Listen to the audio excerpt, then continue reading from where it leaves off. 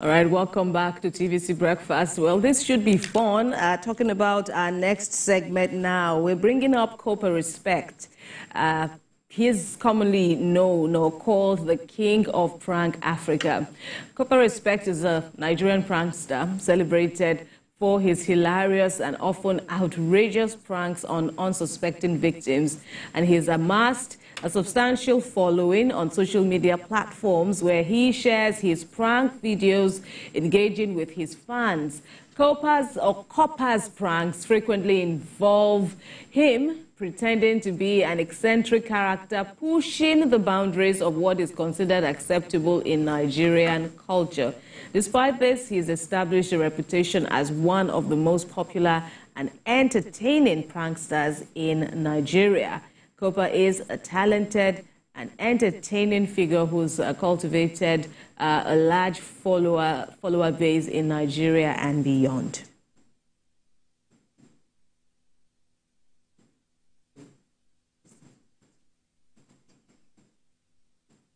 Well, joining us is Kopa Respect himself in the flesh, Ayinla Ayobami. It's good to see you. It's good to engage with you on this platform with your full your full kit. It's my pleasure, man. Thank you for having me, man. All right. We hope to. Okay, let's watch your skit, one of your skits now, and then that will help to drive our conversation better. All right, let's do that.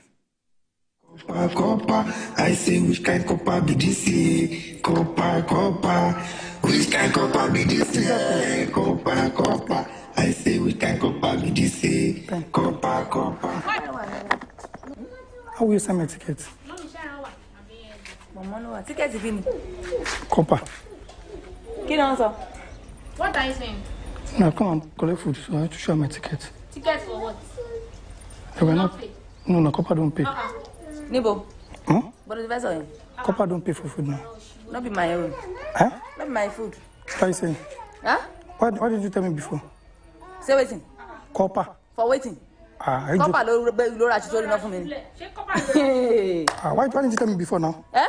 Which one is eh? Give me food, Jare. Kopa Guinea. I should give you the food. How will I now eat? Waiting happen for my own. Waiting my own. I say Kopa. Well, waiting my own for Kopa. Are you joking? What's going for this ones now? You should show you the ticket now. Which ticket? Waiting be my own. That will not concern me. Pay for food. I say Kopa. Go there, bad no loto. Bekula fun kin don je ko nukula ja o ta lo ni ba so. I should give you the cooler. How will I now eat now? For waiting. Are you joking or what? Hold on now, what's not this ones now? Ma bu eso nsi oni ba mi se ru e mo ro ko mo ton ba so. Ma ro nje láti me so fun mi ko ni so pe Kopa. Kopa ke kini? Hey Kopa. Waiting be my own for Kopa. Are you joking or what? Mi ro pe le mo nkan to nse. O ko ja pe arun opolo njo le ni.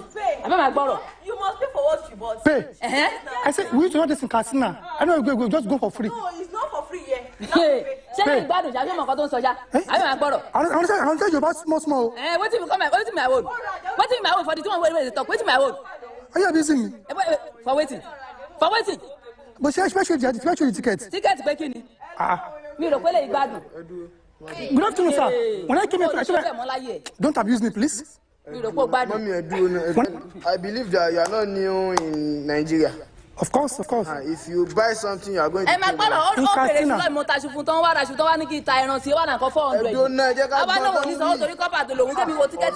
But she show the ticket. What I say? Don't say that again, no.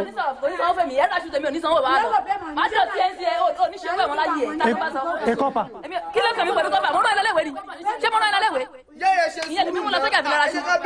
You can be arrested for what I'm saying.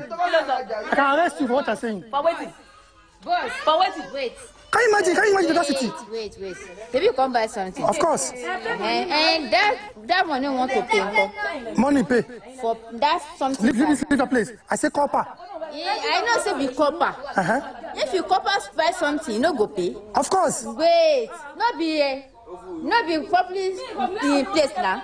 In Katsina. That's how we used to do it. Now your Katsina be that. This place, Nigeria. What did you tell me before? Nigeria. What are you saying? That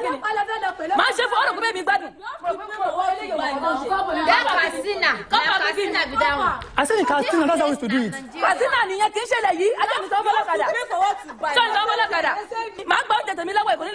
You call the food? Me? Tell me. Oh, no, it. Okay. How much is the food? 400. So, of course, 400, that's why people are shouting like this. Yes. Me, God ready. But just, you should ticket. Show me ticket.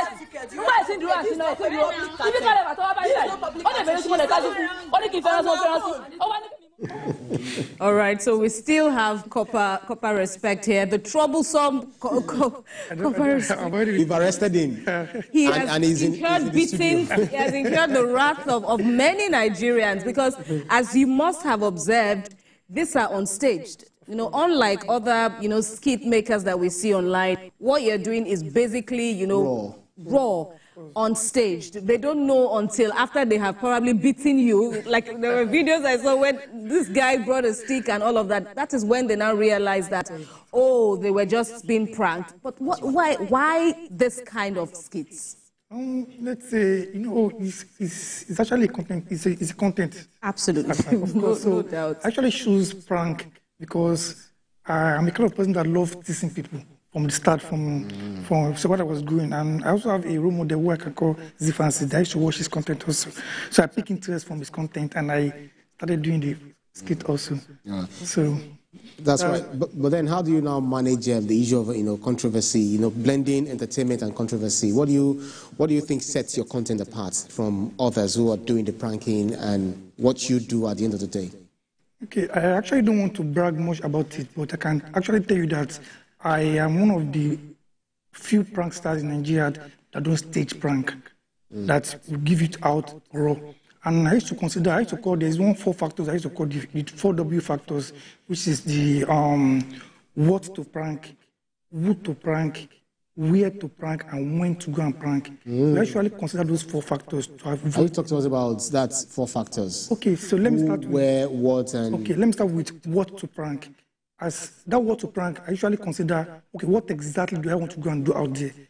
What kind of prank do I want to go and do? Is it a risk-free prank or a risky one? So I usually consider, I don't go with anything that is risky. If it's going to be too risky, even those ones I usually see, they will usually manage within my, something I can still manage. Okay. So that one is what I usually want to go and prank out there. Is it a risky one or a less? So I will usually evaluate the risk level of it before I go out there to go and prank. So that is what to prank.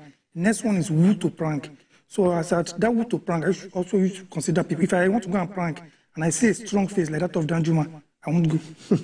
Once I notice if a face is that strong, so strong, or I notice there are 2 men in that location, I won't go there. Once I see that men, I won't go there. I won't go there. I usually go and go align with, let's say, ladies, and I usually consider the age range also, because you don't want to prank someone that is. I usually consider people that are fat, that are usually prone to what's it called, BP. Yeah. So I usually consider the who to go and prank also. Okay. I don't go with all those older people also. So that's another thing that actually make me stand out among the pranksters. So the next one is, I talk about what to prank, who to prank. The next one is where to go and prank. Okay. You don't ask me to go and prank in Korodu. You don't ask me to come and prank in Oshodi. I will not go and prank in Mushin. So there are places that I usually consider that are best suited for my prank. The likes of, let's say, villages. If you watch most of my content, I usually played in all these remote areas that people are not that high. So I usually consider. And they are nicer people to some extent. Nicer people. So where to prank is also a very vital thing that actually also make me stand out among every other prankster. I don't just go out there and prank inside market, causing chaos around you that I might not be able to manage. So I'm also, that also makes me to stand out among them. Sense. And the next one is when to prank. That one is also very important because not all situations, you cannot just go out at any time to go and do prank. Because even my style of prank, if I'm not going to buy, I will not go and prank. I will not go and prank around 6 o'clock. So those people that are even selling food would have even gone on. So those 4 factors actually make me stand out among every other pranksters in Nigeria. Right, and but let's speak about the brand that you represent. We've spoken with you. Speaking with you earlier, you said you served in 2019. So why do you feel the need to present your skits in a brand as the core attire? the core member of the NYSC attire? Yeah, one thing about attire, or let me call it costume, is that as you are growing in content creation industry, there's need for you to at least stick to one particular costume that people already know, identify you with. On the long run, you might eventually change, but for a start, just to get your own recognition, for people to, if I don't put on this clothes now, I can walk barefooted from here to show the people, nobody will recognize me.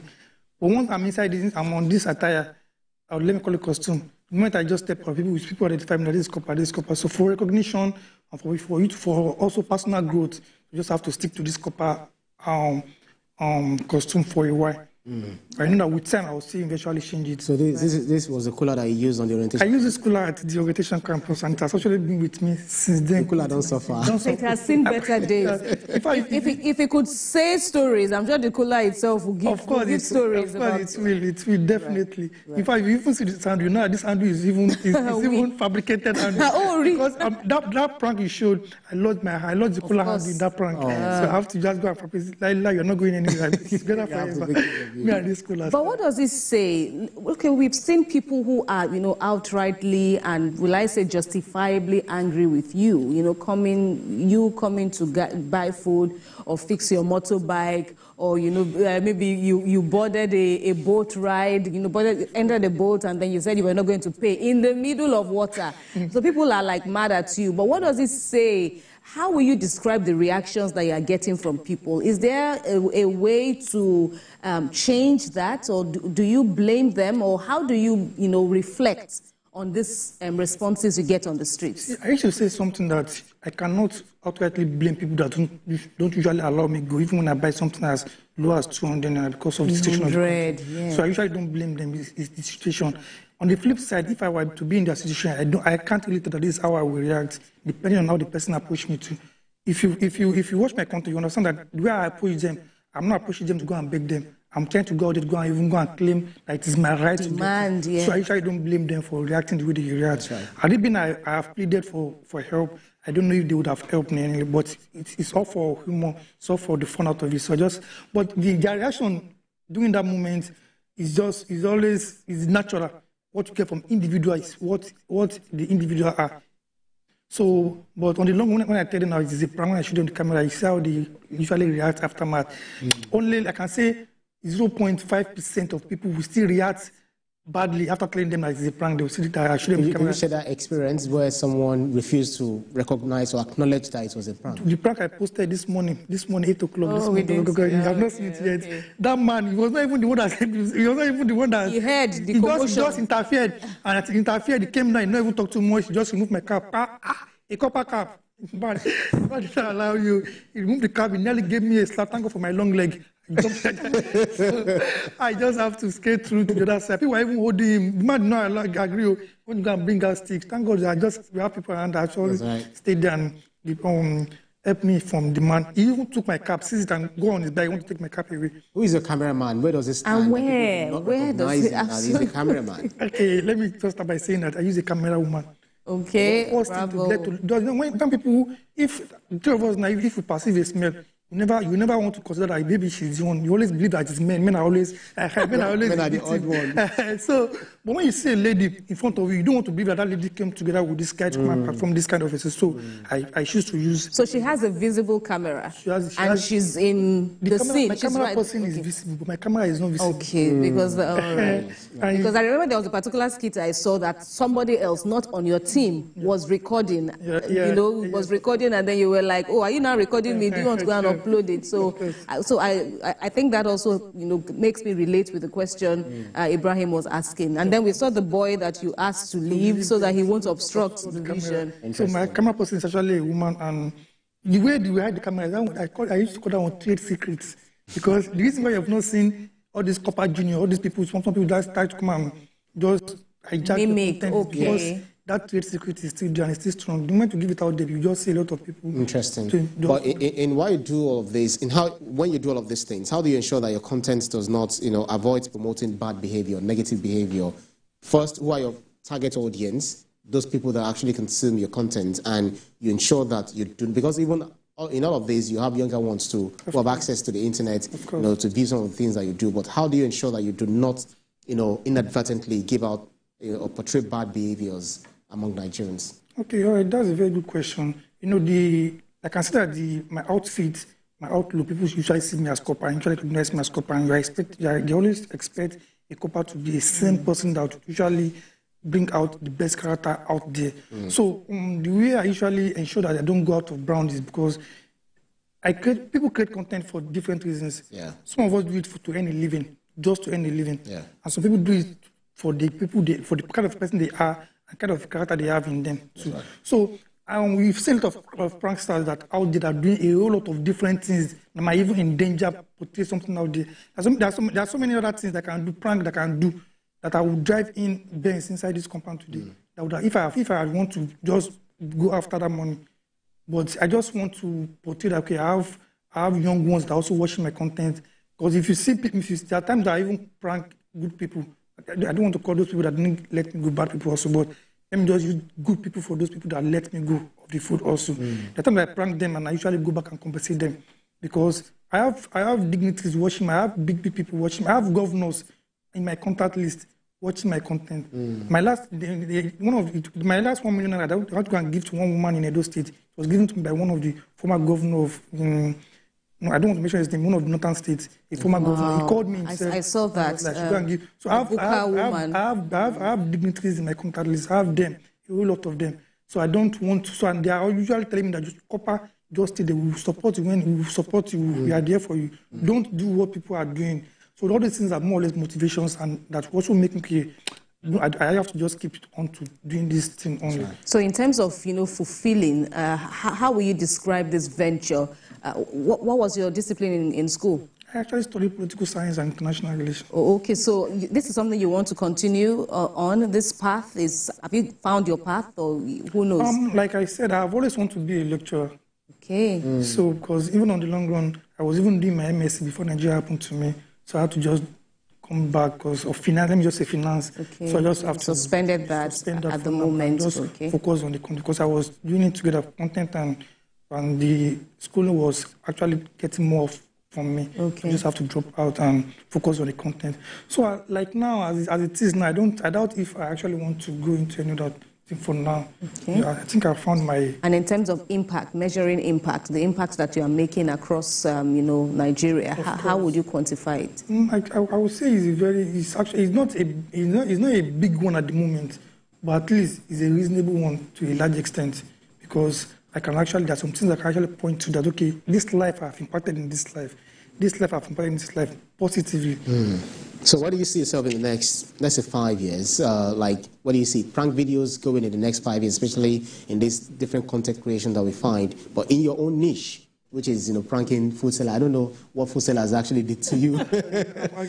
So what do you see yourself in the next 5 years? In the next 5 years, I see myself as because just like we have in the music industry, we have what's it called, record labels.